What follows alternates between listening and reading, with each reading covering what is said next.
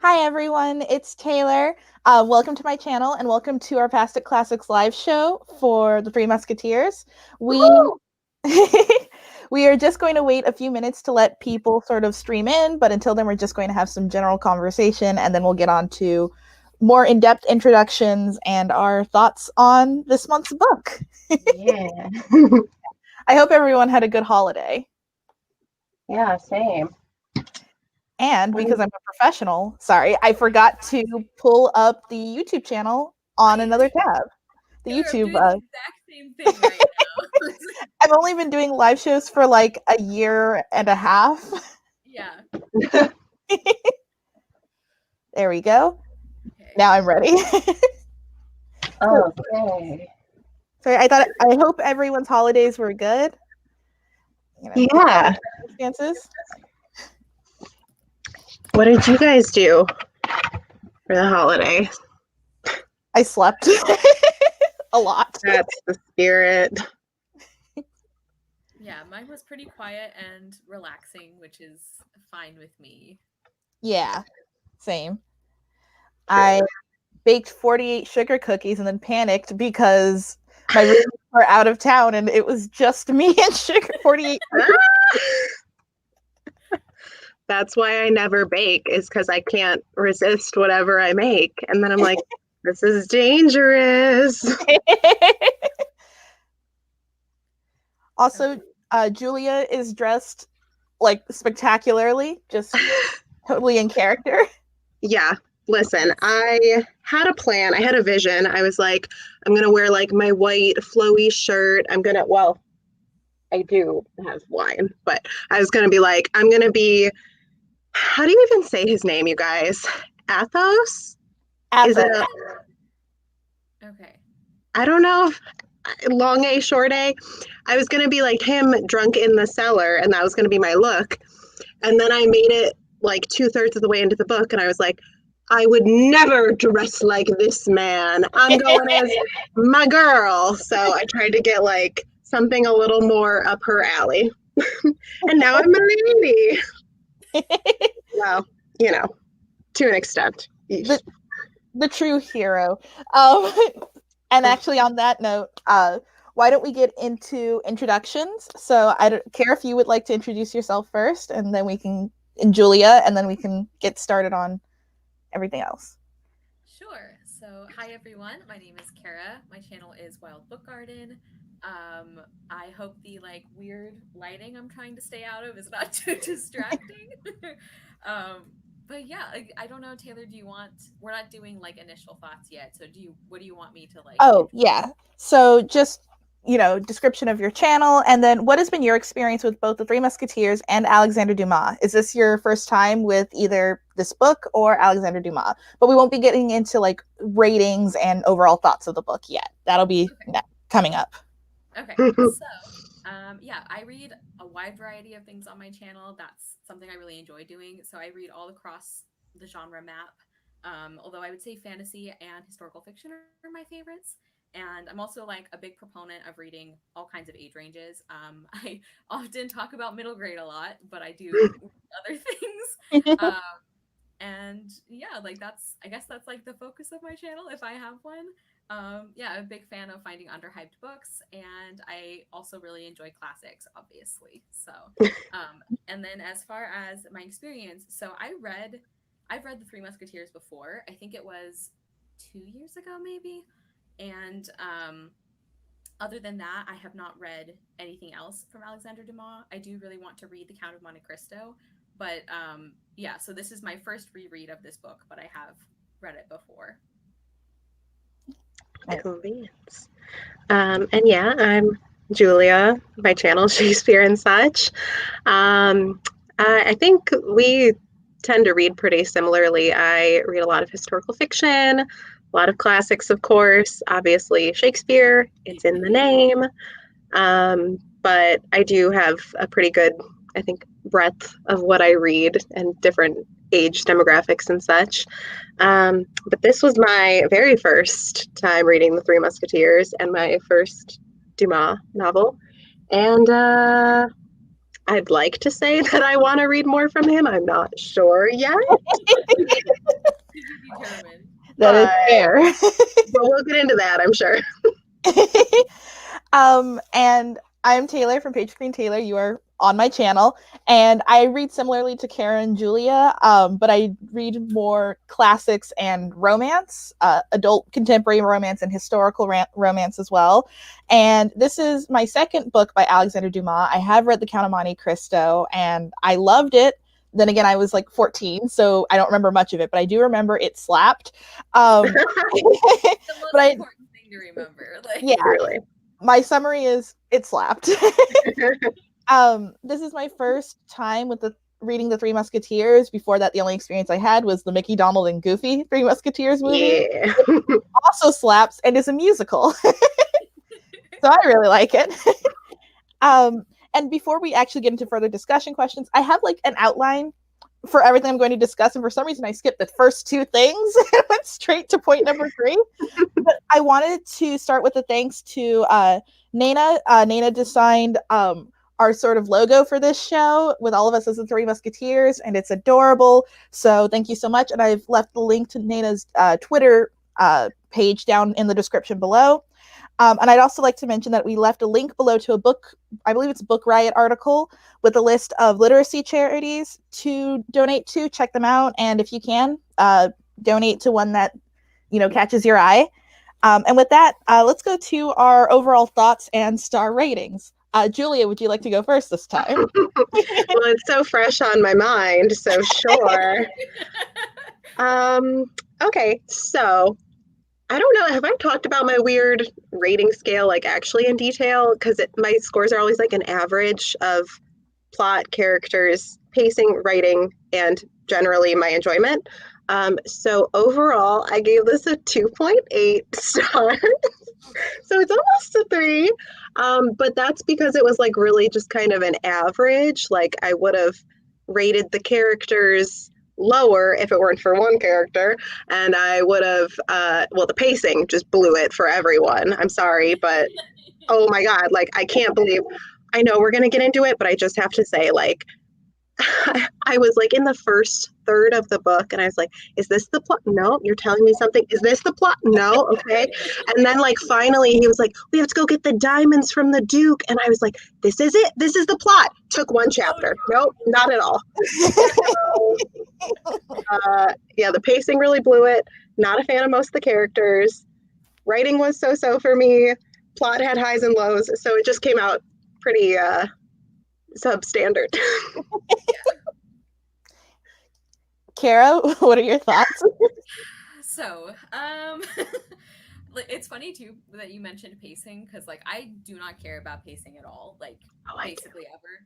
There are very few times where it's something I even pay attention to, because in general it's like if I'm engaged with the story, it doesn't feel slow. But this book was all over the place. Like even I was like, what is your time frame? Like why is this happening this way? And I had read it before. So the first time I read this book, I think I gave it like a 3 stars. I was like, it was fine. Like some of it was fun, but it wasn't my favorite. And even at the time, I was like, perspective on women, not my favorite. And I also want to preface this, like we all read a good number of classics, so I think we all go into them expecting a certain amount of that. But like this book, okay, like the bar was on the ground, and this book like went under it. Like it was just like yeah, so that leads me to, I gave this book 2 stars. I really didn't like it. I'm kind of judging myself from 2 years ago for as high as I did. I think part of it is just like that time I had at least the excitement of not knowing what was going to happen, which kept me somewhat engaged. But yeah, and maybe I didn't pick up on all of the things that bother me, because there's a few things, like I have some specific things that are just like throwaway lines that I think are like really awful, and I'm like, maybe I missed them the first time. But yeah, it's like I feel like the characters were just generally terrible. Even the ones that the narrator kept trying to tell you were great, I was like, no. I think the plot was all over the place and was motivated by people making like the stupidest decisions. Like, I'm sure we're gonna get into this, but I just want to say I feel so bad for Anne, for Queen Anne of Austria. Like, she had a shitty situation. But can I just say, if you're going to give somebody a love token, maybe don't make it a distinctive present from your husband. Yeah, don't re-gift your love tokens. By anybody, yeah. Just so many stupid choices. And like D'Artagnan's like mortal enemy is because he laughed at his horse color, and like it was just everyone in this book was a clown. This book was the entire circus. Yeah, so like this book, just a lot of it made me really angry. Because this is one of those examples of a book where I'm like, you know, there are worse things than not having any women in your book, and one of them is this book. Yeah, anyway, so that's kind of my overview. But yeah, wasn't like, I did like the writing. I really enjoyed some of the humor and the banter, and like when it was just the four guys hanging out and giving each other a hard time, I really enjoyed it. So like I wish we had had more of that, less of the like rampant misogyny, and just like this is such a like dude classic, you know? It's like they're just running around fighting everyone for no reason. Like, yeah. Anyway, I don't feel like I had a clear, coherent point with that, but I think you guys get my general feeling. Yes, definitely. And I think I'm in line with both of you. I think my rating is a little bit lower. I'm stuck between a 1.5 and a 2-star. Like, Lord, and part That's a generous one. I'm like, my mind is blown, you guys.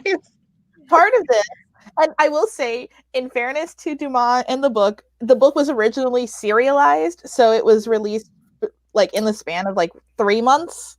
Okay, that makes more sense. It makes more sense that the pacing is just non-existent. Yeah. But overall, it was way longer than it needed to be. And I hated all of the characters with the exception of one. And part of it was I was really rooting for this book because I love the Count of Monte Cristo. It's really good. Also, Dumas was Black, and part of me was just like, oh man, softly hoping like, oh, one of my own is gonna get this right. It turns out, you can also be sexist. So Yeah. and yeah, I hated how the women were treated. I hated how class was treated in this book. And we're going to get into both of those topics later. And none of the characters were likable. D'Artagnan, I kind of liked, and I kind of got what they were going for until the thing he did to Milady. We're going to get into spoilers in the next. There's like, yeah. I was like, well, you're no longer a stupid little scamp. I hate you. Yep. So overall, I just really didn't enjoy it. The only reason I didn't give it 1 star was that Milady carries this entire book on her back, and it must. Oh my god. Yeah, I hope she doesn't need a chiropractor after all this, because zooey mama. I am very interested to hear your guys' thoughts on Milady then, because I think I felt very differently. Can I just say one thing about her that's spoiler free? Imagine taking the time to write 600 odd pages and giving the most character development to your antagonist. Like, what? That's such a choice. Like, for better or for worse, like, she was the best developed character in this whole book. Yeah. I don't understand why he decided to do that. And She's the only one with motivation. Yes. What's that, Taylor? Her motivations made the most sense. Sorry, God. Yes. Yeah, it's like, she's the one where like I actually understand why you're doing what you're doing. Like, you are also a despicable person, but you have reasons. Like, other people do not. Like, right. I don't love your methods, but I get what's happening here. Like I'd be mad too. So we can move on to a more spoilery section, and I want to discuss a few of the characters. I picked out a couple because there are a lot of characters, and not a lot of them just aren't relevant, or I just don't care about them. Bias. So we're going to start with our protagonist, D'Artagnan. Thoughts? Did you mean thoughts like THOTS? Because yes, he is. I don't understand. Okay, like here's the thing about D'Artagnan. Like he starts in the novel, and I'm like, I'm fine with you. You're just like a young kid. Like literally, it says like he's 19. Like, you know, he's little. He's a baby. So I'm like, okay, so why are all these married women obsessed with you? Like you're 19. I don't understand that. Like it feels very self-insert-y of a character, to be like, and then he met this lady and that she was his mistress, and maybe this lady could be his mistress. And I'm like, I thought this was about like sword fights. I don't know, whatever. Like usually I'm one for romance, but all of these just felt really forced to me. Like, yes, it got to the point where I thought we had moved on, and I have read this before, but I didn't remember like all of the details. And it got to the point where I was like, oh, okay, I guess like Madame, I've been saying Bonasso. I have no idea if that's right, Girl, but same. that's what I've been saying. Bonacieux. Bonacieux? Bonacieux. Bonacia. Okay, so Madame Bonacia, like We can call her Constance. Constance. She just wasn't in the book anymore, and I'm like, oh, I guess she was like the false lead. And then later, D'Artagnan is like, as you know, I'm desperately in love with her, and I'm like, when did this happen? Like, what? Yeah. Yeah. So like, my thoughts on D'Artagnan, I was very similar. Like, he's a silly child at the beginning, and I was like, you know, you're ridiculous, but you're a baby, like you said, and he's a hot-headed baby. Yeah. Although the book keeps telling us he's very prudent and everything, and I'm like, I don't Sure. think you know. I don't think you know what that word means, but at least it's not being used the same way today. Yeah, and I found him kind of annoying in the sense that like he just makes the stupidest choices and is surprised when bad things happen consistently. So that was frustrating. But then we got to the point like can I talk about spoilers? Mhm. Okay. So then like he rapes Kitty and Milady, and I'm like, okay, yeah, not feeling you as like the main hero. And like part of what I mean that by itself is enough and is awful, but it also really bothered me like the inconsistency, because then there's that part with like I don't know if D'Artagnan was there. I think it was just Athos, Porthos, and Aramis. And they were like, we're going to defend the door of this lady at this hotel because some men are going to sneak in and like ravish her or something. And like they treat this like, of course, we're gentlemen. We would do this. And I'm like, well, that's different. Like, that's not. Yeah. So, yeah, D'Artagnan, like, just everyone is so terrible. Off topic of D'Artagnan, but on topic to what you referenced. Like, this is the thing I hate about reading classics. I can never tell when people are having sex or not. Like, truly, I'm always like, so did that just happen? Or am I like, I never can tell. And I'm like, you can't, I'm so literal. Like, I need to know what occurred. Yeah. Yeah. I'm like, this feels fishy, but I don't know. Right. Well, like, and the thing with Kitty, I don't remember this from the first time I read it, so I must have just like glazed over that line. But it's talking about how he's like hiding in her chamber, and like Milady is next door, and to like keep her quiet or to say thank you, he just like starts having sex with her. And there's like this line about like she knew it'd be quieter if she didn't say anything, so she kind of just let it happen. And I'm like, that's disgusting. I was like, did somebody just get raped in like half a sentence? Like, what? Also, obviously D'Artagnan's a scumbag, but what was that plan there? Like, how is that supposed to work? Yeah. Like, This will be quieter. Like, like the way he treated Kitty, just like, I mean, all the women, but like the way he treated Kitty too, like really, really bothered me. Like, yes.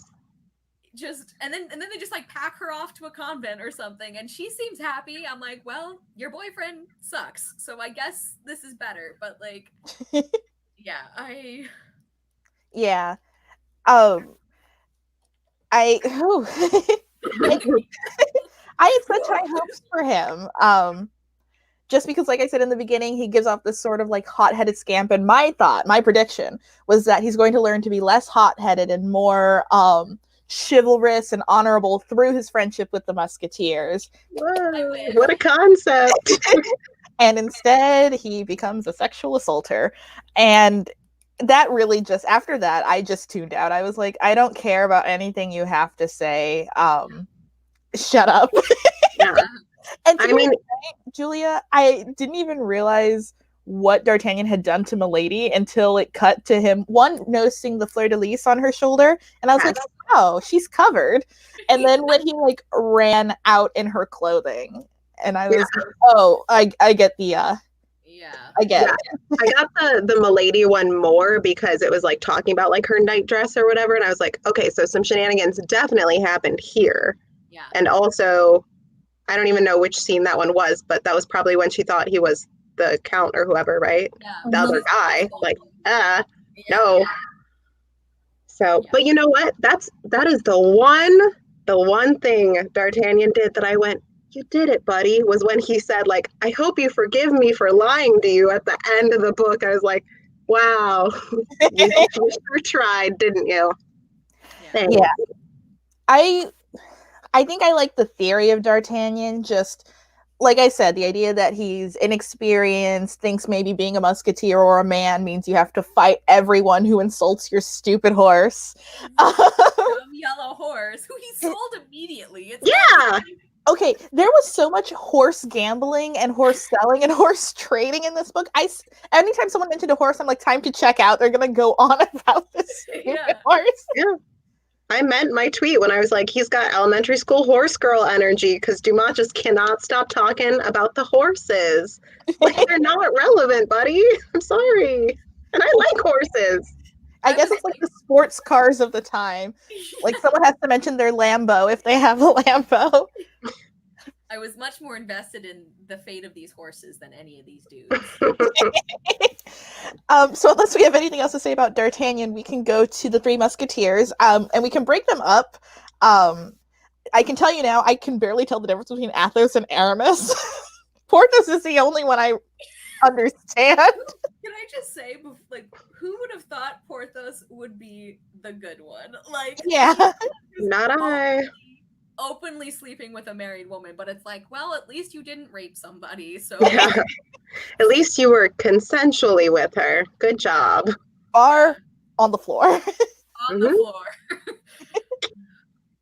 Yeah, I'm sorry to, like, interrupt whoever was supposed to. Take it away. I don't care.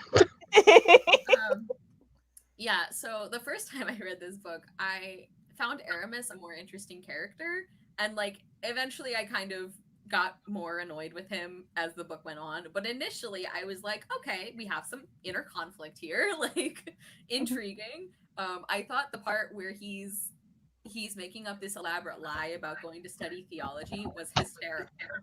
Like, when they have that whole conversation and he's like, well, I was taking my tutor's niece home, and they're like, oh, and he's like, yeah, they must have thought I was the king, and they're like, you don't look like the king, and he's like, I was wearing a cloak, and they're like, you still don't look like him. He's like, I was also wearing a very big hat, and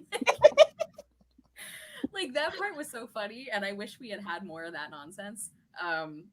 Yeah, and then Porthos, like, actually grew on me by the end, because, like, by the end I'm like, you're kind of sweet and dumb, and, like, you're not the worst. Athos, I also just could not stand that guy.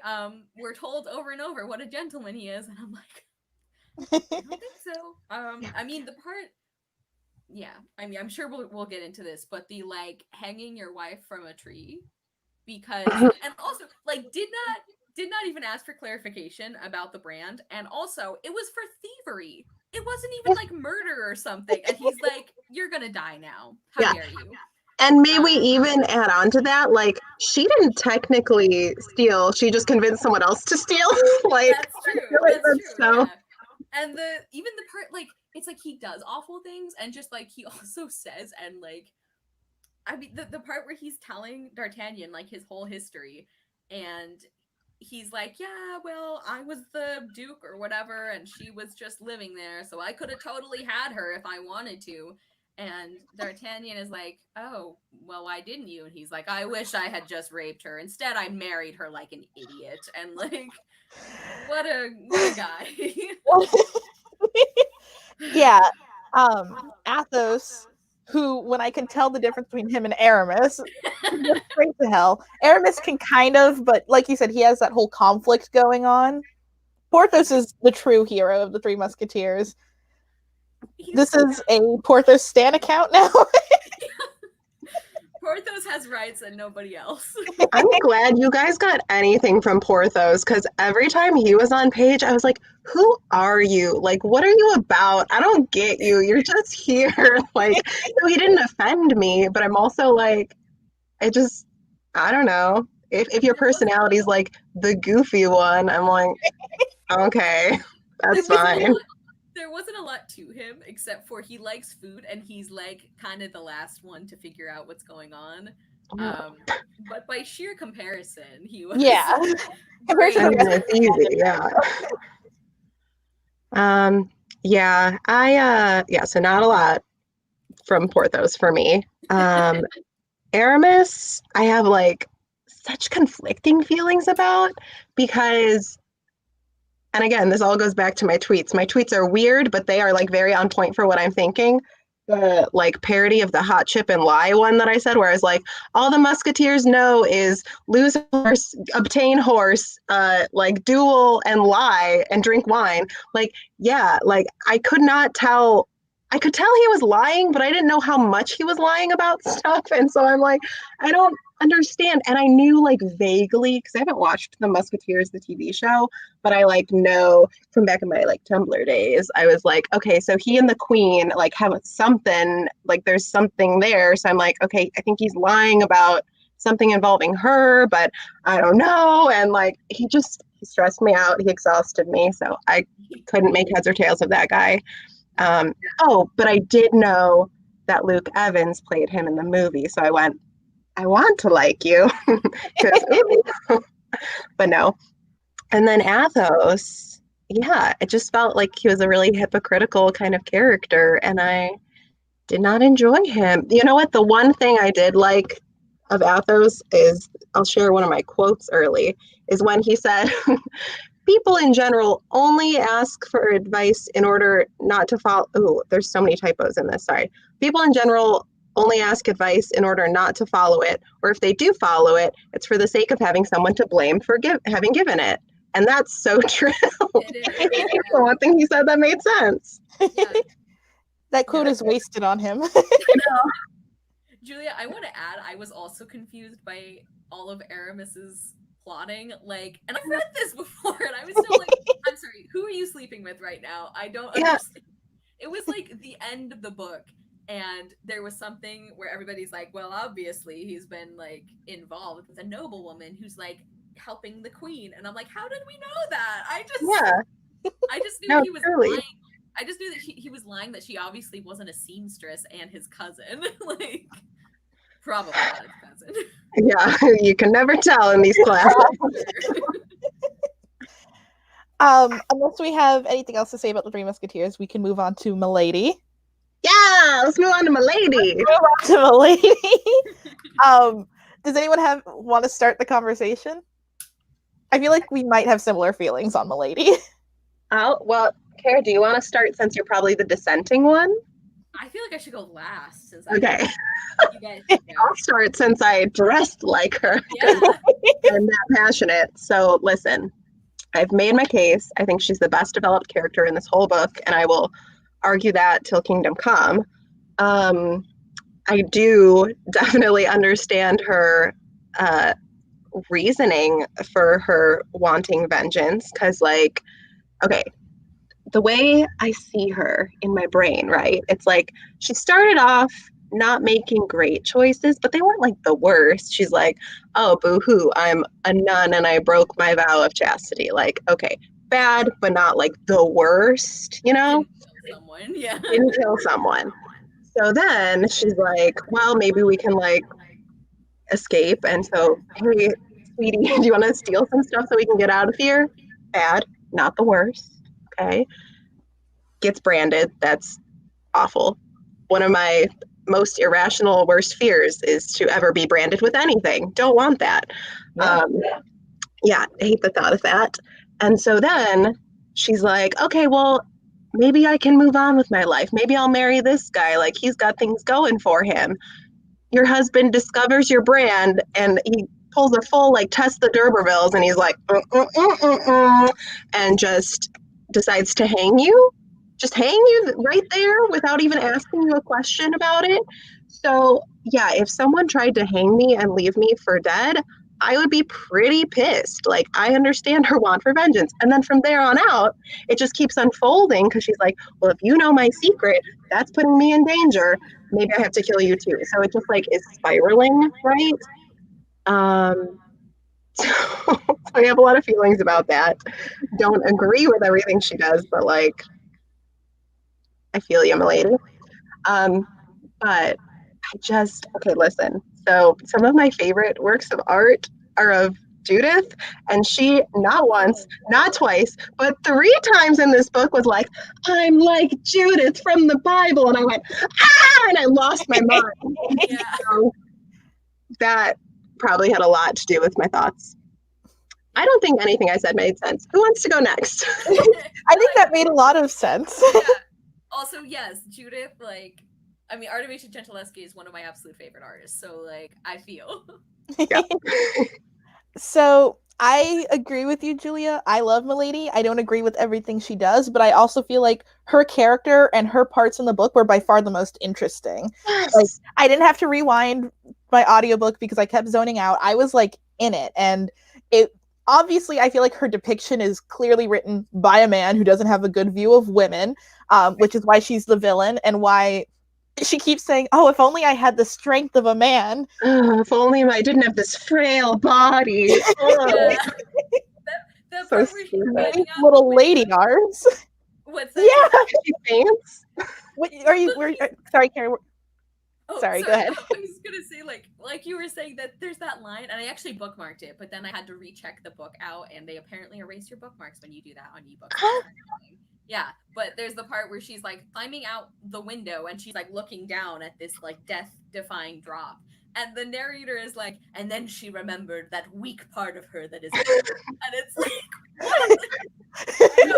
Felt fright. A woman only feeling. Like what? Hate it when you're going about your business and then you're like, oh no, my lady feeling.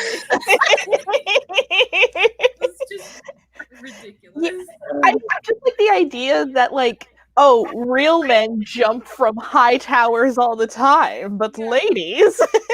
Ladies So do stupid. that. Yeah. And you know what I will say about her too? I wish I should have looked up the actual quote because it's so good about like, you know, like not being able to dismantle the oppressors using their own tools. You know what I'm talking about? However, as a trope, I love when people are like, I'm a woman and you think I'm weak and I'm going to use that against you. Like, I love it as a trope. It's so good every time. Yeah. I honestly just watching her mind work and how she manipulates, I think it's his name's Felton. Yeah, because I kept thinking of Tom Felton. Yeah, that's how I imagine him. But like how she manipulates him and gets him to not just love her but adore her, and like Her feet. Yeah, it's honestly just the best part of the book, and the one part where I was like, okay, this isn't a 1 star, 1.5 star. And like I said, it's clearly written by a man, which is why she's the villain. But every time I was reading her, and I hate the phrase girl boss, but I was like, girl boss queen.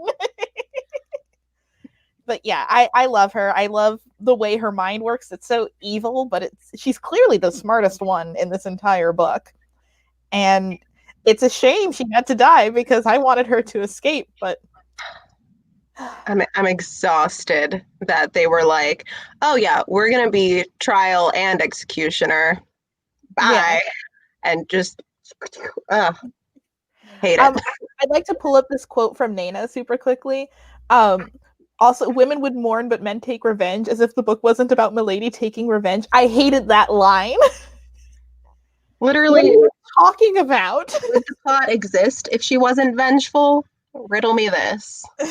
Also, like, some of the male characters do mourn during the book, which I think is healthy. Like, yeah, if you have a feeling, like, feel it. Be sad. Like, I should. Yeah.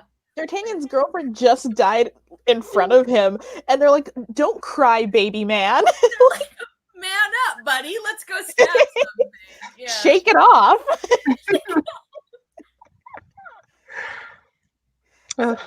Kara, would you like to share your Milady thoughts? Take it away. So, I agree with everything we've been saying about her motivations. I'm like, this, like, she makes the most sense out of anybody. I would be like furious if she went through, or if I went through what she did. Um, I think what, because I really don't like Milady as a character, because I hate that she has this really complex backstory and then she just becomes her. Like I hate that she kills Constance just to piss off D'Artagnan, even though I know that, like, that makes sense that she would do that. But I'm like, oh, how convenient! One of your only female characters kills the other one, and Mm-hmm. like, I was kind of, it was hard not to see that as like a structural thing rather than like a character motivation thing. Um, I Oh, she's so manipulative, and it impresses me, but it also makes my skin crawl. Um, like, I was impressed with her abilities, but I just didn't like her. And I think one of the things that bothers me most about the book, and I mean, besides just how she and the other female characters were portrayed, is that the book makes me agree with them about her. I hate that. I hate that she is enough of a monster that, like, I get to the end and I'm like, I do kind of want you to die, but I hate the way it happened. And I also hate that all of the other enemies, like people that D'Artagnan has like sworn vengeance on, he just gets buddy buddy with at the end. Even the Yeah. Cardinal, who we were told is like the ultimate bad guy in Mhm. this. And he's like, oh, we're cool now, it's fine. But the female villain gets her fucking head lopped off. Like, I just, Yeah. that really bothers me. Yeah. So yeah, it's like, I have very complicated feelings about Milady, because I cannot stand her. I think she's a despicable person, like many other people in this book.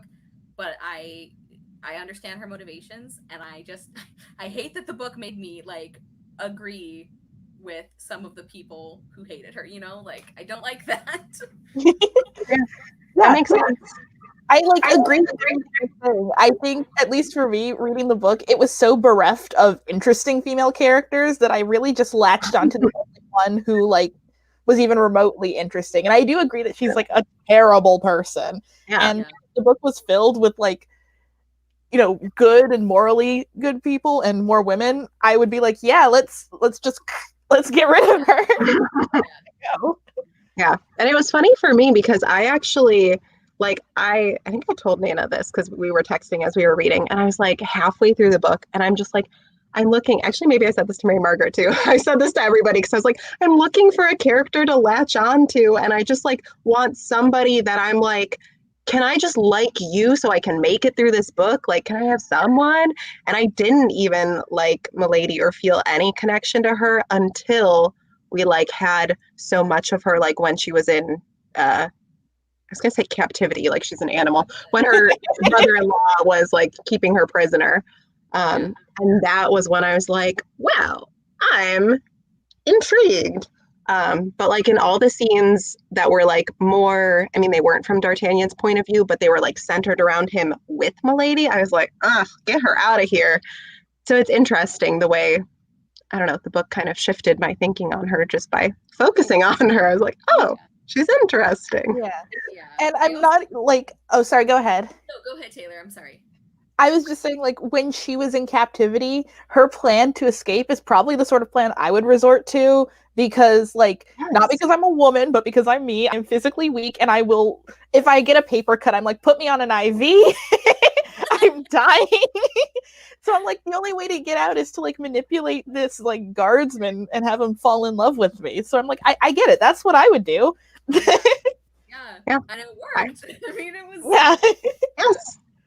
I think seducing your captor is an underrated trope and it should be used more often. Like whether it's sexual or not, but just being like charming and being like, oh, if only you saw it. It's like reverse Stockholm syndrome. I love it. It's amazing.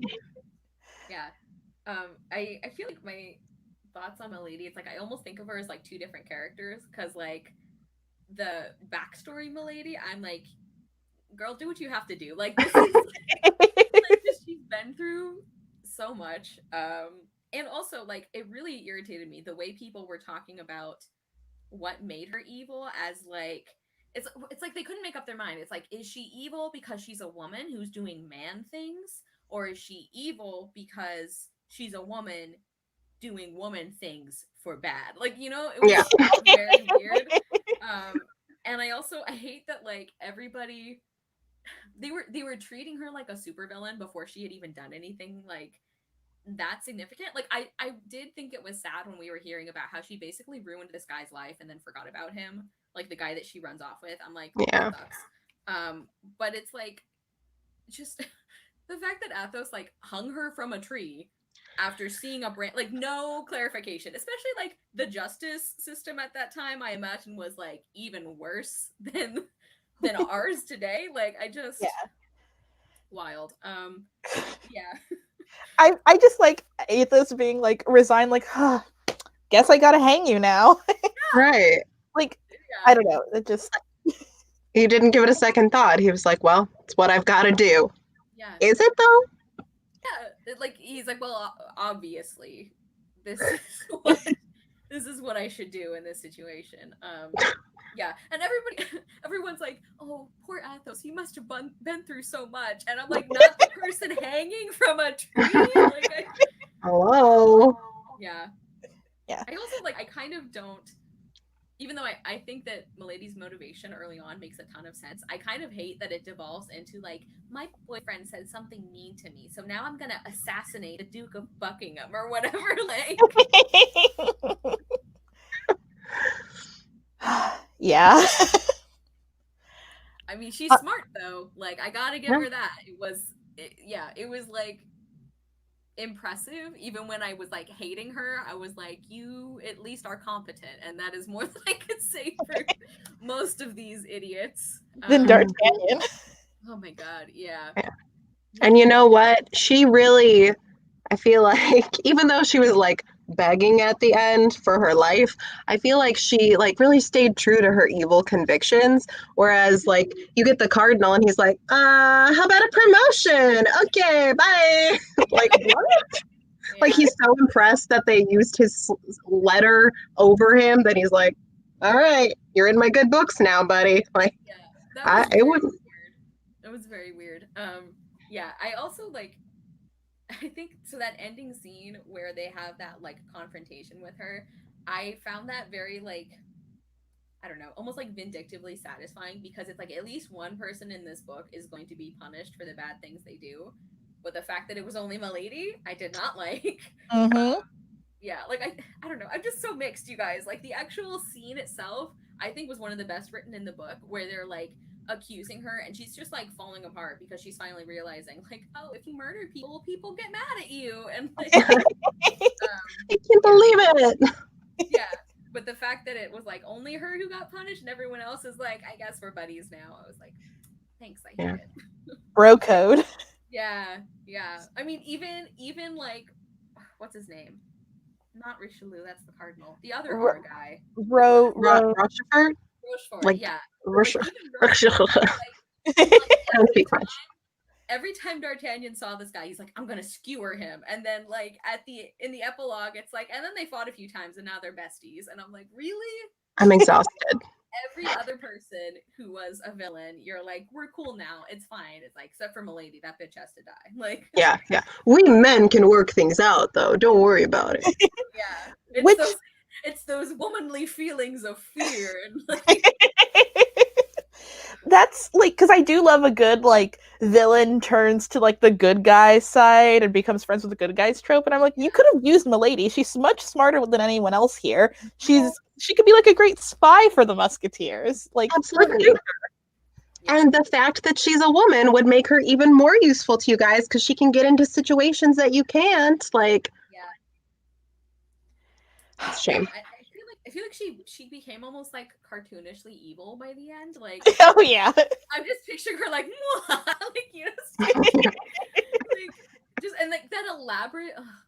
So like speaking, like we were earlier, speaking of the way this book handled sexual assault so badly, but that whole elaborate like rape line that she came up with about Buckingham, and like I just she was like so over the top evil at the end, where it's like, I think you are a bad person, but you're also like such a bad person at this point that it's kind of ridiculous in comparison to everybody else. Like, yeah, it's not just like she's a bad guy or an enemy like the Cardinal.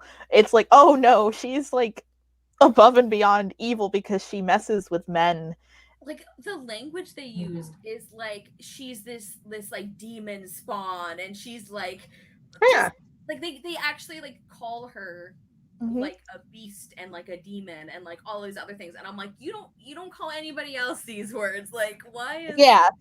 Ugh. I mean she does have the highest body count in the book, but I didn't get the feeling that's why they were doing it. Right. Highest body count girl boss. I'm Yeah. just a girl boss building her empire. Unless we have anything else to say about Milady, I have like 3 more like characters we can talk about. I don't think it's going to be as long as Milady because there's a lot to say about her. My But very last thought on Milady yes. is her theme song is The Man by Taylor Swift. Because if it had been literally any other character doing those things, they would have been like, ah, shucks, what are we going to do? Like you all also killed people. Am I wrong? You've all killed people. Yeah. Anyways, next character. The Man now. I haven't heard that song. Is that on Evermore? It's Lover. It's on older. Lover. It's really good. Okay. I'll have to re-listen to that. It's been a while since I've listened to Lover. So let's talk about Madame Bonacieux, one of the only other female characters who bites it. Yeah. Who? Never heard of her. I don't know her. She didn't exist in this book. Was she a character? Barely. Barely. She has the affair with D'Artagnan. Yeah. And then No, I know her. I just don't feel like I know her. Yeah. There's not much character to her, but I figured I'd throw her in there because she's kind of, for a while, she serves as motivation for D'Artagnan, and then I feel like everyone forgets about her in the middle. And then at the end, they're like, hey, remember this chick? She's going to drink some poison wine. Yeah. Even D'Artagnan forgets about her for a while. Yeah. Yeah, that is Constance. Somebody asked Nina asked in the chat if that's Constance. Yes. Yeah, I hate what happened to Constance. I had forgotten this part. And yeah, and I hate that trope of like, just after the nick of time, everyone shows up and it's too late, someone's dead. And I hate one of the only other female characters. I hate that like that death was like, well, now we really have to get Milady, and it's like, you guys were already going to, like, you didn't even, like, I feel like Dumas didn't even need to kill her off for that stupid like motivation. It like didn't even need to happen. Yeah, I agree. Yeah, I agree with everything you said. Gosh, I wish she were interesting so I could feel. I felt bad for her dying because it was just like a unfortunate. Like how I would feel bad for any regular person drinking poisoned wine. Like, oh man. Yeah. It's a bad situation, but other than that, you know. Right. I mean, truly. And we've got the Cardinal, who is like, I guess, our big villain for the first half of the book. Yeah. Like, I guess he's kind of like the overarching villain, but like Milady takes up most of the villain status in the second half. Any thoughts on the Cardinal? Because I have not many. I don't know. Actually, can I go back to say one thing about Constance? Oh yeah. It sucks that she died because like in Milady's death, it was very like Shakespearean, very Lady Macbeth. It's like, she's too masculine. We must be rid of her. Like, you know. Yeah. But like in Constance, like she was, I mean, yeah, she was like married and stuff, but she was like kind of our ingenue character. And it's like, she's still gonna die. And that's a bummer. Yeah. So, okay, back to the Cardinal. Actually, before we even Kier had a really good point about how they became friends with Rochefort. Rochefort, I was really bad in French. Yeah. Isn't that a kind of cheese? That's what I kept thinking. I feel like part of it was the personal conflict when Rochefort and D'Artagnan becoming good is showing D'Artagnan's progression from hothead to more mature. And I 100% agree with that. I wish they had extended that courtesy to Milady, though. But that is a really good point. So thank you for sharing that. Yeah. I guess like the ending felt so rushed to me in like literally the last chapter, them being like, Lieutenant, D'Artagnan, Lieutenant, huh? And then like the epilogue being 2 pages of like, and he did great, and Athos was under him now. And I'm like, I feel like this is showing us character growth. It's like tell, not showing. So I was like, oh, great. He developed as a character, but it felt too fast. Did Yeah. did you guys notice it was like a one of those like throwaway lines, and I'm like, I'm sorry, hold the phone. Where like apparently the Cardinal's motivation for this like vindictive campaign against Queen Anne, and like trying to bring her down and humiliate her, and like, I'm sorry, I'm pretty sure in these days you could still be executed for having an affair when you were married to the king. So yeah, but his whole reason for that is that he like hit on her and she was like, no, I don't want to, and he's like, well, you're a slut, so I'm gonna bring you down. I'm like, wow, great. It's like every single male character is like, my motivation is women are the worst. Like, And it seems like a waste of time, money, and bodies at this point. Like, give it up. Yeah. Which, like, this is related. I found it so bizarre how, like, Julia, I think we were talking about this before. Like, everybody's baseline assumption is everyone else is sleeping with a married person. And Yeah. Everyone's just cool with it. Like, nobody ever thinks that they're the married person being cheated on, you know? It's like, they're always like, I'm the one who's cheating with someone. Yeah, like the king is, but he's like, wow, if I get even the slightest hint that the queen is like seeing somebody else, they didn't even have an affair. They like talked near each other in a romantic thing. And he's like, yeah, we're gonna nip that right in the bud. Like, that's unacceptable, but I could sleep with whoever I want. It was just like, Right. That was the thing too.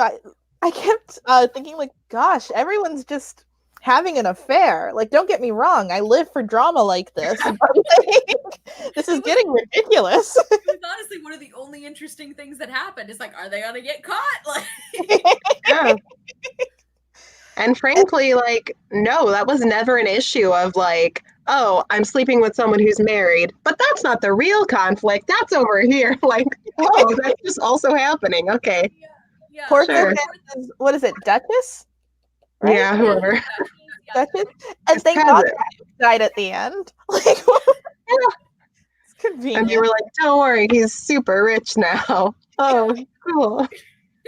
The fact that like halfway through the book, like, I don't even remember who says it or how we find this out, but it's like, oh yeah, the husband of the woman that Porthos is sleeping with, it's like, he knows, like, he's like fully aware, and he's like mad about it, but he's like, what are you gonna do?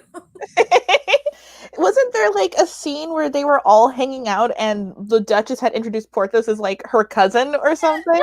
And the guy knows, and I just had this image of them all sitting together, and the Duke is just like, do anything. It's like the scene in Sense and Sensibility when Edward like runs in to declare himself to Eleanor, and like Lucy Steele is right there, and so they're all just sitting here like. That's what it made me think of. That's a really good comparison. It truly is. It's like, you're not going to say anything about this? I don't know. It was just like so normal that it like didn't even register as news. They were like, oh yeah, like, which married lady are you sleeping with? And he's like, well, this one if I can get them, but It's exhausting to me. Yeah. When D'Artagnan was like showing interest in Kitty, even though I 100% think he was using her, like, does anyone think he had genuine feelings for her? I don't. I was like, wow, the novelty of like a young single girl falling in love, like, woo. Wow, it's like you guys are the same age and neither of you is this even allowed. But yeah, unless we have anything to say about the Cardinal, which I don't have much to say other than he existed, we can move on to some other discussion questions I have. Yeah. So when I was doing research on this book, one of the articles I read described not the Count of Monte Cristo. Oh my God. The Three Musketeers as a book like that is or described as a Bildungsroman, so like a coming of age novel. Do you agree with that? Do you think this is a coming of age novel? Well, oh, sorry, I'm like kicking my laptop stand as I talk. I did have the thought halfway through when I was like reminded how young D'Artagnan is. I was like, this is a classic new adult novel. So, in a way, I guess, yes, just based on our protagonist's age, but I mean, doesn't really have like any of the coming of age tropes. He falls in love, but at what cost, honestly? Yeah, he won't I become guess, involved with any of these guys because he will probably die. Like, yeah, truly. I guess he like kind of finds his purpose in like what he wants to do. Except, okay, this comes back to him being like such a weak character. It's like his dad told him once, he was like, "Hey, respect the king above all." And he was like, "Okay, dad." And like that's just his thing now. Like have a personality. I don't know. don't forget, he's also a Gascon, and they tell us Yeah. that at every Every time. Oh, our young Gascon. Like, what does that mean? it's like a region in France. So like they were saying, it's like instead of explaining his character choices, the narrator was like, and then he went to fight this guy because he's a Gascon. And Yeah. Like imagine you're reading a contemporary novel and every time they're like, "Oh, you know him, he's just a New Yorker," and then just like they leave it at that. Yeah. Okay, you know what? That does make more sense, and I guess it's a more like you have to be from France and of that time period to understand what they're talking about. Because I guess if they were, like you said, he's a New Yorker, or if like someone were writing a book about me and they were like, Taylor went to a new pop-up smoothie shop because she's from LA. Yeah, I got the impression that what we were supposed to get from this like Gascon description was like that he's very hot-headed but also brave and prudent but also stupid. Like just it was very very conflicted. I'm like, who are you? Like why are you trying so hard? Yeah, as far as like so my feelings on the Bildungsroman question, which I did not consider that until you said it. Like I guess broadly it kind of is because it's arguably D'Artagnan's the main character, even though the book is called The Three Musketeers. I know. And there's kind of four of them, but whatever. Like I don't know. I guess like structurally from a distance, it kind of feels like one, but it's like there's no character development, so it doesn't really feel. I mean, like D'Artagnan's in a very different place at the end of the book, but I feel like personality-wise, he's the same. Like I don't really feel like he's matured very much, and I don't really like. Just this is a book that's like more about the like plot and intrigue than the character stuff. So I don't really feel like we have enough of a strong main character to even make that argument. Yeah, I agree with that. I think like the bones of it are there, and there's a lot of foundation laid for it to be a Bildungsroman. So, for example, you've got the young, sort of naive, but also hot-headed guy, and through his friendship with the Musketeers, like he grows and learns to be like, less impulsive and so on. And by the end, he like forgives the enemies or something. And it's like, okay, we've got like the bare bones of a coming-of-age novel, but like you said, there isn't enough character really in place, and it's not a character-driven novel. It's very it's plot-driven. And unfortunately, and barely at that. But I did think that was an interesting take on the book, so I just wanted to bring that up because I can see where the argument could be made for it, but you also have to, I guess, have more from the main characters. I also want to know, how did you three feel about the friendship or bond between the Three Musketeers and D'Artagnan? Because I was also looking forward to that and didn't enjoy it. Okay, can I say, sorry, my computer just dimmed. I'm like, is the battery not plugged in? Great. I want to say one thing about the friendship is that in general, I was let down by it.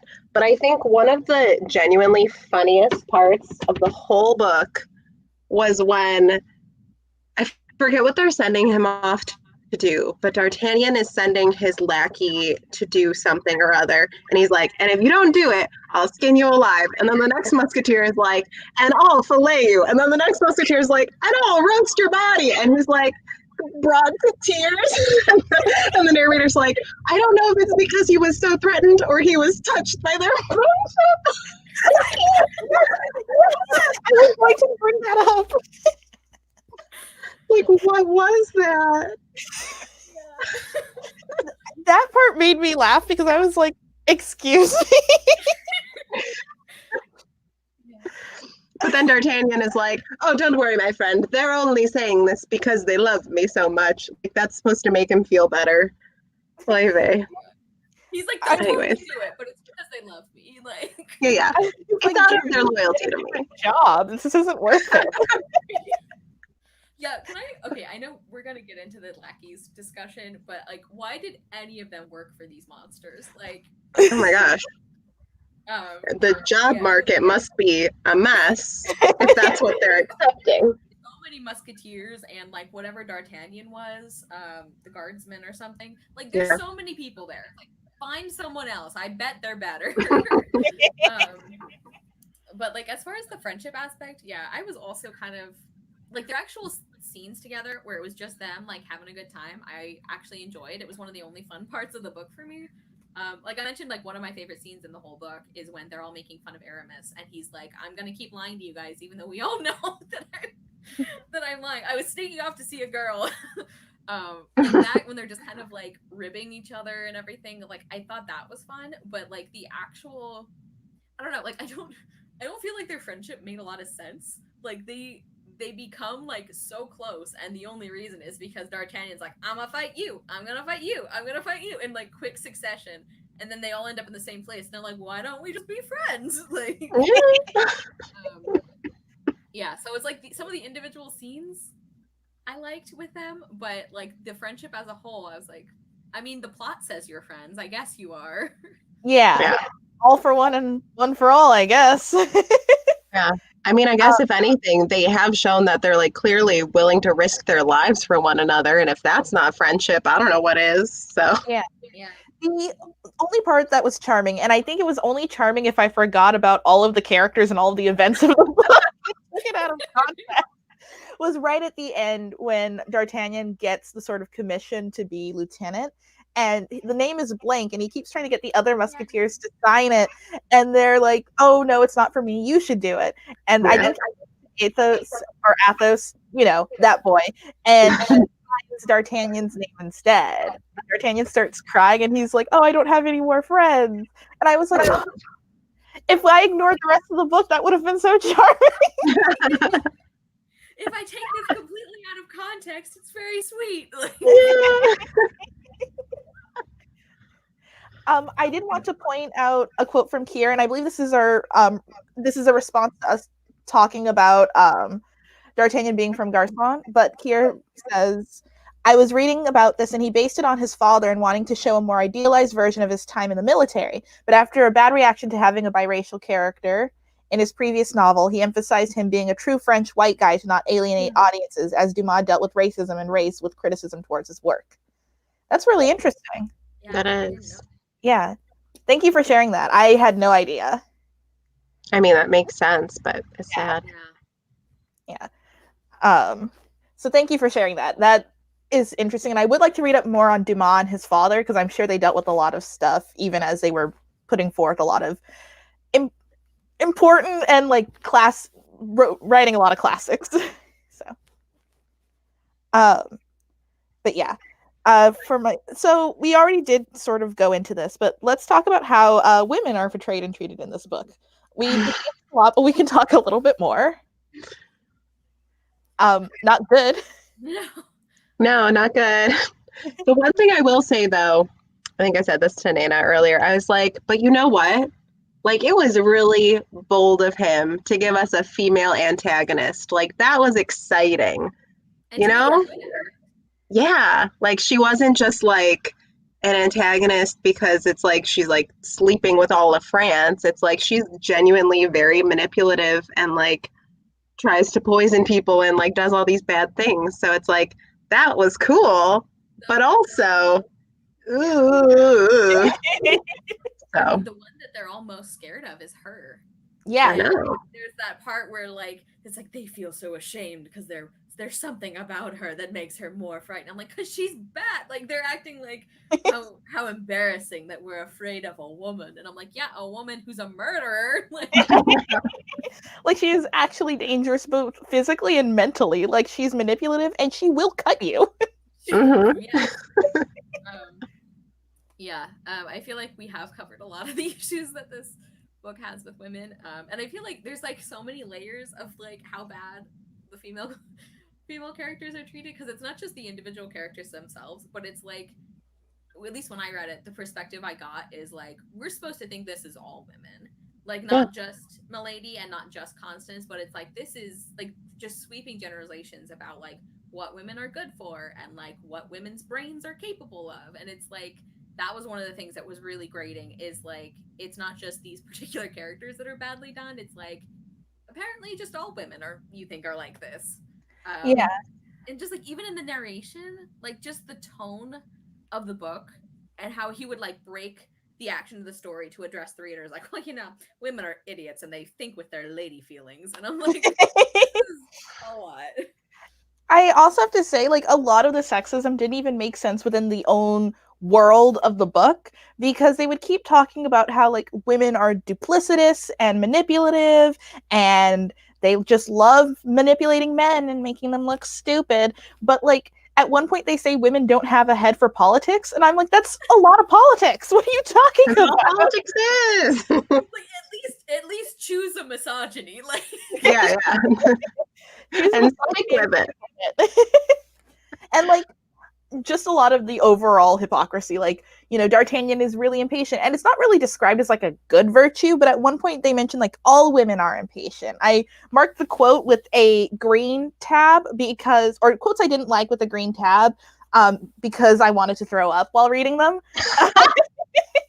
But it was something like, let's see, yeah, Milady was talking about getting free of her prison, but like, who is it? Sorry, I'm trying to find the quote because I didn't underline it. But to avenge herself, she would have to be free, and to be free, she would have to pierce a wall, remove bars from a window, cut into a floor, like a Looney Tune. Imagining like a song. Truly. All possible for a patient and strong man, but presenting difficulties for a weak, impatient woman. Besides, all that would take time, months, years, and according to Lord de Winter, her fraternal and terrible jailer, she had less than 2 weeks. And yet, if she were a man, she would try all of those things, and perhaps she might succeed. Why had heaven made the mistake of giving her a virile spirit and a frail and delicate body? I hate it so much. And also now with you reading that back makes me even more mad, because Felton shows up and like saws off the bars in what, like a couple of hours? Like, that makes me even more mad in hindsight. What? Because he's a man. He can. Of course. Yeah. No, it's exhausting. And I do. Oh, sorry. Go ahead. I was just gonna say, like, it also just came to me now when you were describing things like that, like all of the methods that Milady uses are very like female coded. Like poison is supposed to be a woman's weapon, the like manipulating and like seduction, it's like, it's all very stereotypical, like, well, this is like women using their wiles on you, and like it feels very like female coded, whereas the men are swaggering around stabbing people with their swords like a man. Like, the most phallic of weapons. Yeah. Not you, men. Yeah. Like, we get it. Trust me. They're so masculine. And I was gonna say too, I do agree that like even in the narration, it's just like very misogynistic. And I forget, it's probably Aramis, just knowing his character. But I remember like one conversation, trying to like get the words right. Shoot, now I'm forgetting what he said. Dang it. Oh, but yeah, I think it was Aramis, because it was something in the tone of being like, someone was complaining about some woman, and he was like, well, you know, you've read the Bible. All women are here to destroy us. And I was like, oh, so that's how it's going to be? I was rooting for you. I was trying to like you. It's just so funny how they have the capability of destroying men, but men are the stronger ones. Like, what? Yeah. That doesn't make sense. Riddle me this. And Mary Margaret says, the fear of women was really prevalent, not just of Milady, which was really interesting since they're all, they say they're incapable. Yes. Yeah. We love a double standard. Yeah. Yeah, but that really got me. Kara did warn us before we read the book that there was misogyny in there, and I was like, oh, Kara, it's the 1800s. I know how it's going to be. I got this. But oh my lord. Yeah. No, you had to warn us because it was that bad. Yeah. And it's like, I didn't even remember all of the like specific instances from this book. Like, I just remember it being like, when I read it a couple years ago, coming away from it, like, I thought I was prepared for like the classic view of women, and it was like so much worse than that. Like, And coming from out of Tenant of Wildfell Hall into this is like, ah! Julia, I just want to say that I think about the meme that you made of the like trap with like feminism and like the main male character. I think about that like on the daily. Like, I feel like we brought Looney Tunes up in multiple of these live shows. Yeah. Okay, well, good, because now I know the next meme I'm going to make for this live show is the sawing out of the prison. It's going to say, like, "Milady, if she was as strong as a man." She had those man feelings that help you. Yeah. Unless we have anything else to say about, women, am I right? I wanted to move on to talking about the lackeys just because that was the other source of my green vomit tabs, because the treatment of the lackeys was weird. Yeah. But I don't know if there's anything else to say about how women were treated. But I mean, mostly I was just like uncomfortable because they just got like given the most like terrible tasks. What's his name almost died because he drank the poisoned wine, or was like going to drink the poisoned wine, and then he's like, "Oh, I went to go do that thing. Phew, good thing I didn't die." And I'm like, can you imagine working for someone where you accidentally almost die this often? Like, no thanks. Is it D'Artagnan who like, I don't even remember what happened with his lackey, but like he went to Athos and Porthos and Aramis. He's like, "What do I do?" And they're like, "Beat him." And he's like, "All right." And so he did. Yeah. It just, yeah, it really. I got a tab. She's got the receipts. Yeah. Yeah. Also, like, sorry. Go ahead. Oh, sorry. Go ahead. This was going to be like slightly different about the classism thing, so go ahead and share the quote. Okay, so one of my other vomit quotes was, "Sometimes Grimaud, who feared his master as he did fire, though he was completely devoted to him and felt a great respect for his talents, would think he had perfectly understood an order, fly to execute it, and do precisely the opposite of what Athos had meant. Athos would then shrug his shoulders and, without anger, thrash Grimaud.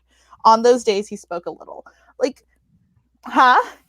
And I feel like it was written almost comical, especially like the whole, "he did precisely the opposite of what he said." Like, yeah, Athos was the worst to his Grimaud, as you say. Fire him, don't beat him. Yeah, he would literally be like, no talking, like, yes. Rude. Yeah, and Kira just mentioned that in the chat, is like, just, oh my gosh, she did. Speak, and like he'd like beat him if he did. Yeah. Also on the classism front, so like we're never giving any reason for like why these guys are like lackeys. It's like, I mean, not even like the superficial classist reason of like, they're farmers, what are they good for? It's like we know nothing about them. They were apparently born and bred to be lackeys. Mm-hmm.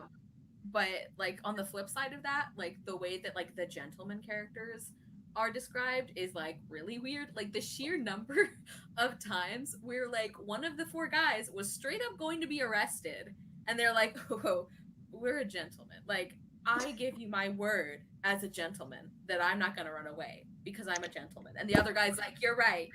Like, yeah.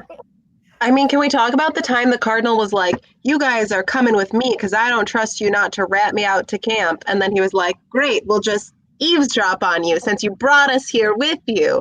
Like, just the things, I don't know. It was so stupid the way they were portrayed just because they were musketeers. Like, the way people treated them, I don't know. It just, like, it was bizarre to me. Yeah, I don't know. They got away with so much that they shouldn't have even gotten away with just because they were gentlemen and whatnot. And I don't know, the treatment of the lackeys really just got me. And I know it's like the 1800s and it takes place in like the 1620s, so obviously times were different. But I'm like, I couldn't figure out in the beginning if the lackeys were like enslaved and that's why they had to work for them. I'm like, are the benefits that good? Yeah, you guys got dental? Wow.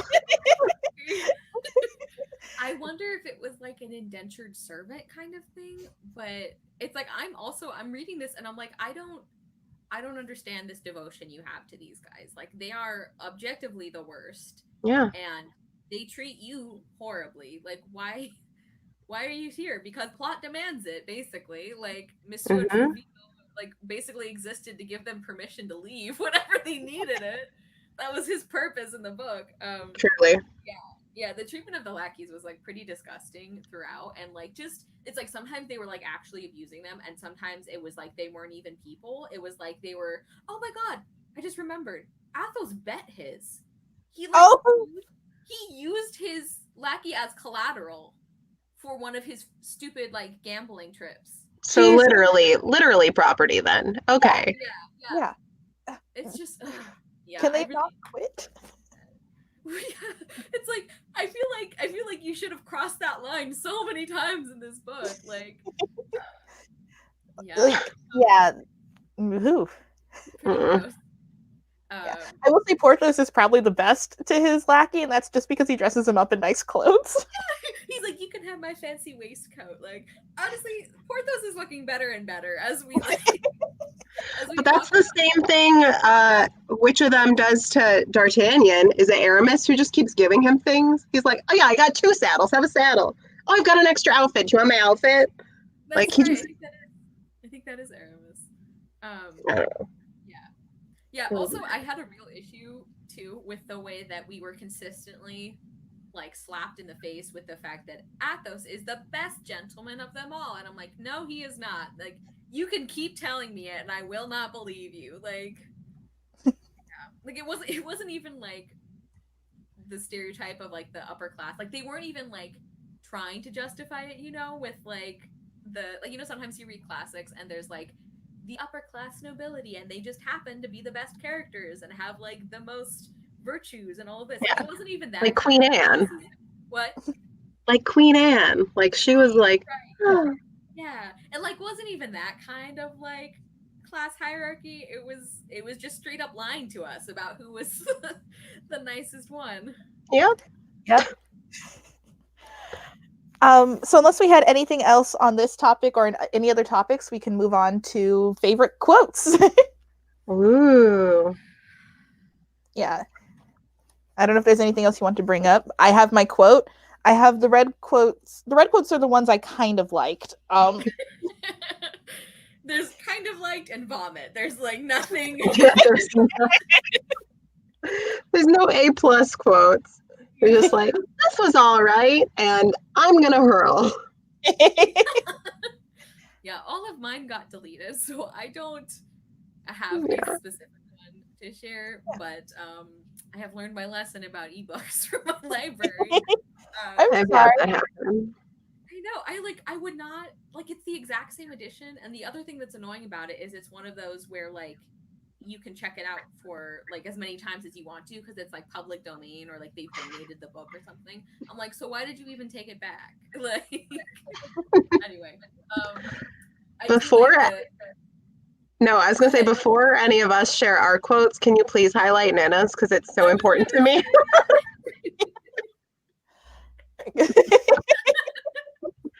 That's Sam, all right. Yep. And I think it's Milady who says that, because she knows everything. She knows all. Go ahead, I'm still searching. Okay, so mine is, of course, at the end with that fantasy that everyone was great friends, D'Artagnan is a good guy, and D'Artagnan is trying to get the other musketeers to sign the commission for him. So, his eyes moist with gratitude and beaming with joy, D'Artagnan went back to Athos, whom he found still at the table contemplating the charms of his last glass of Malaga by the light of his lamp. They have also refused me, D'Artagnan said. That, my friend, is because nobody is more worthy of it than yourself. He took a quill, wrote the name of D'Artagnan in the commission, and returned it to him. Then I will have no more friends, said the young man. I will have nothing but bitter memories. And he let his head fall between his hands as 2 large tears rolled down his cheek. You're young, replied Athos, and your bitter memories have time to change into sweet ones. Now, if this book was what I wanted it to be, which was a fun little friendship romp, that quote would have been a perfect end to the book. Yeah. I think my favorite quote that I'm going to share is also like an out of context, like, I like it quote, which is just, I think D'Artagnan was the one who said this, but when one loves, one always believes in love. And I was like, that's so sweet. Yeah. But That is a good quote. yeah. The ones that I can kind of remember were some of the like funny moments, which I wish there had been more of. Like, Yes. if it were just these 4 idiots having a good time, like I would have probably enjoyed this book substantially more.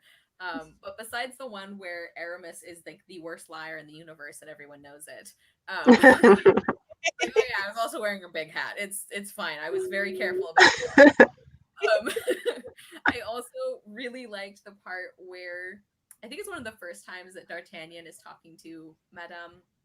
We're gonna say Constance. It's one of the early times where they're interacting, and D'Artagnan is like over the top and ridiculous, and he's like, "I just love you so much, and you're so beautiful and wild. Like, just look at me with your beautiful face." And she says something like, "Wow, like such devotion. Like, where does this come from?" And D'Artagnan is like, "Because I love you, and you are the best, and also I am only 20." And I thought that was really funny. Like, also, I'm 20. Like, give me a break. I have strong feelings.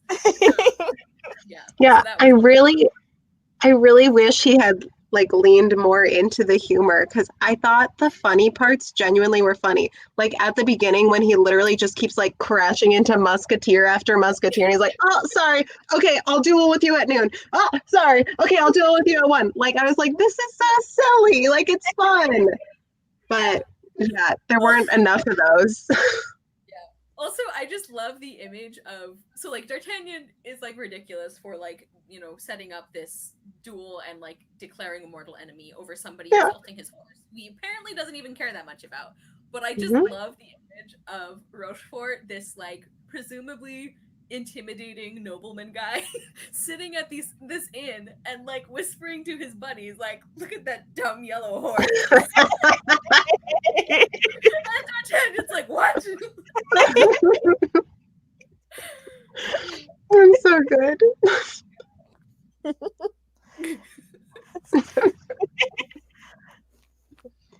So unless we have anything else to say about the Three Musketeers, we can wrap up. I don't know. I think I'm going to try to watch the TV show, because I feel like it's going to get a very Lord of the Rings treatment, where it's like, oh, you're going to flesh out these female characters? Okay, like I'm just going to be so excited about that. So. This is like related to that, but not really related to Three Musketeers. So I recently heard from one of my friends who's like Lord of the Rings J.R.R. Tolkien expert. So like Tolkien actually wanted to write more women into the series, and the publisher like wouldn't let him, or they like stopped him. And I'm like, no wonder Aowen is such a badass bitch. He wanted to write more of them. Anyway, this fact means the world to me. I'm so glad you told me this. Yeah, I thought you would want to know that, Julia. Yeah. Darn it, I had a point, and my point was going to be, I do think the Three Musketeers would work better as a TV series, just because that would follow with the serialized format. Yeah. And make it easier to digest. Mm-hmm. Because it doesn't work as a novel.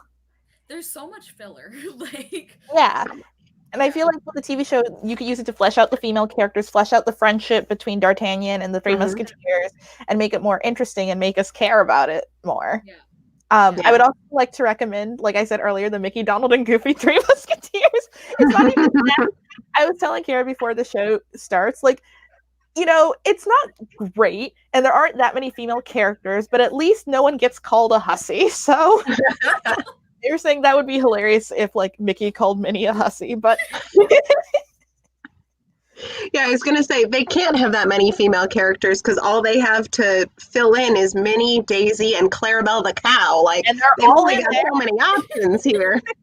It's like not based off of the book. It's like Mickey, Donald, and Goofy were orphans and they were saved by the Three Musketeers from some bullies, and so they decide to become Musketeers. But Clarabelle does play a sort of milady stand-in. I've never related more to a character than Clarabelle as Milady. Amazing. She has like an evil laugh that starts off with a moo. It's like weird. I love it. That's pretty great. Yeah. So that was my recommendation. But yeah, thank you, Cara and Julia, for discussing the Three Musketeers with me. It was a struggle for all of us, I think. But this was very cathartic. It really was getting it all out. And thank you, everyone, for joining us. And thank you for your insightful comments. So our next live show for January is going to be the Children's Hour, and that's going to be on Cara's channel. I'm excited to get that. I know absolutely nothing about it, so. I'm really excited. I might actually grab my copy. And it'll take approximately because I want to mention the three. My internet just cut out. Was that me? Yeah, your internet did just cut out for a second there. Hit it. I just wanted to mention, like, I was able to get this. Like, I'm thinking, like, if people don't read plays a lot, this is gonna look weird, but this is like what it's supposed to look like. So I was able to like find one. It's by Lillian Hellman, and I'm very excited about it. I've never read it, and yeah, I'll be hosting that on my channel at the end of this month or possibly beginning of February. I haven't really looked at the calendar yet. But yeah, so go ahead, back to Taylor. But yeah, so keep an eye out on our Twitter channel for that. And thank you so much, everyone, for joining us. This was a lot of fun. And I don't know if you two have anything else to say, but I'm going to sign off. That's all I've got. Thanks for being here, guys. Thanks. For like, raging with us. Really, yes.